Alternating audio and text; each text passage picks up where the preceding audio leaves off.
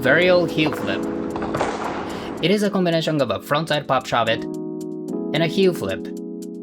Conclusion first. Number 1. While some people flick the nose, the board also flips as you flick the end of the concave, and you can choose which part of your foot to use. What matters is the directional flick almost straight forward.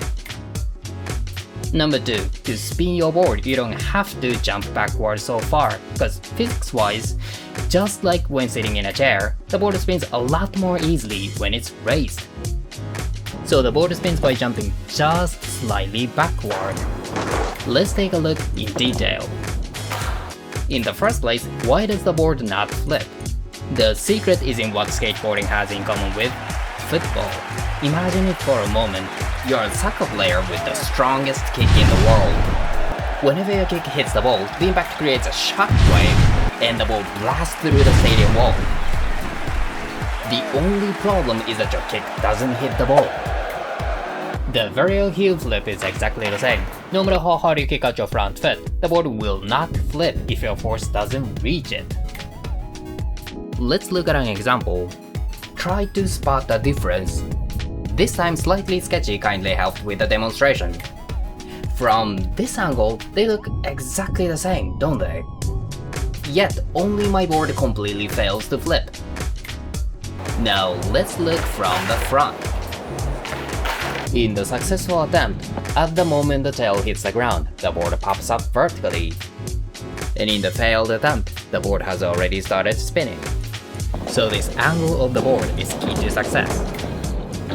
So what does the board's angle do? To understand it, we also need to take the path of the front foot into account. As many tutorials explain, the front foot usually flicks straight toward the direction of travel, or slightly toward the toe side. Depending on the person, the foot may stay turned sideways, or the toes may point forward. This itself is simply due to individual body mechanics, so as long as the flick direction does not deviate too much, it is usually not something you need to worry too much about.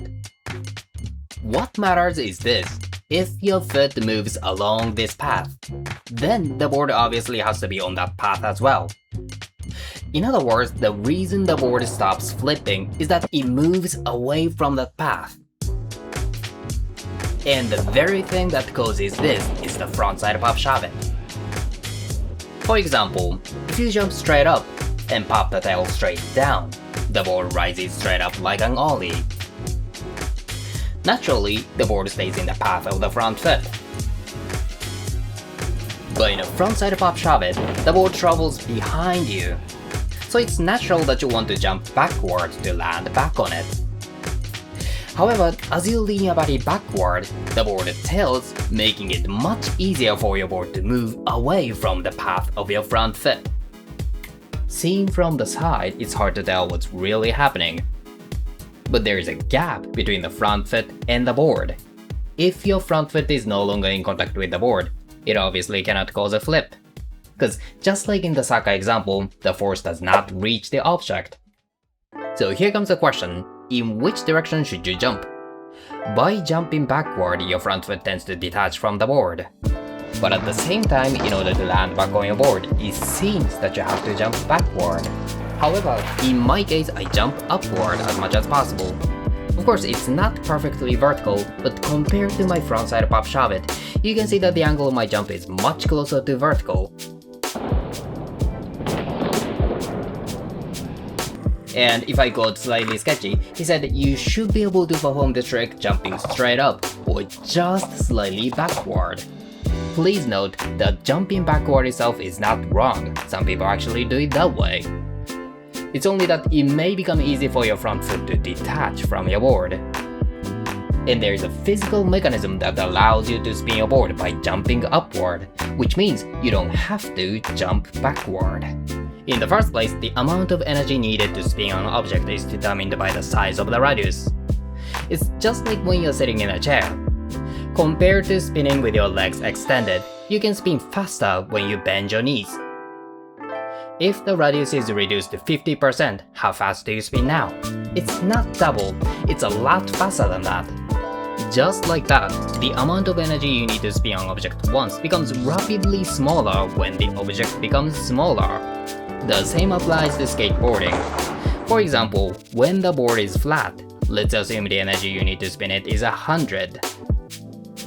Now imagine raising the board's angle, so that its distance from the center of rotation becomes 60% of what it was before. Now the energy you need drops down to 36%, 1/3 of the original value.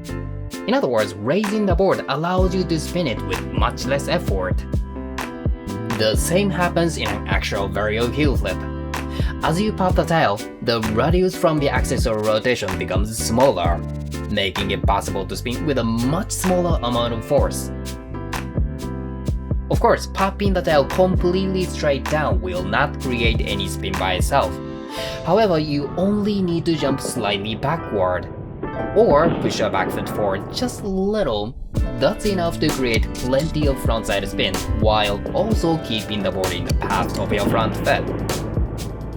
So how do you change the direction you jump? If you're already used to frontside pop shovels by jumping backward, you'll naturally want to do the same in a Varial Heelflip. To break that habit, try doing a straight up ollie from your Varial Heelflip stance. For the front foot, it's common to let the toes slightly hang off the board, similar to a heel flip. For the back foot, place it near the center of the tail, or slightly toward the heel side. From this stance, pop an ollie. It doesn't need to be high at all.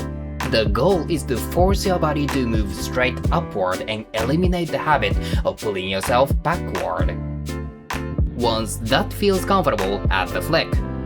The flick itself is simple, as long as it moves diagonally forward, that's enough. What matters much more is finding the body position that keeps the board on the path of the front foot. If the board doesn't flip, there's a good chance your front foot is not transferring force to it, so shift your weight further toward your toes.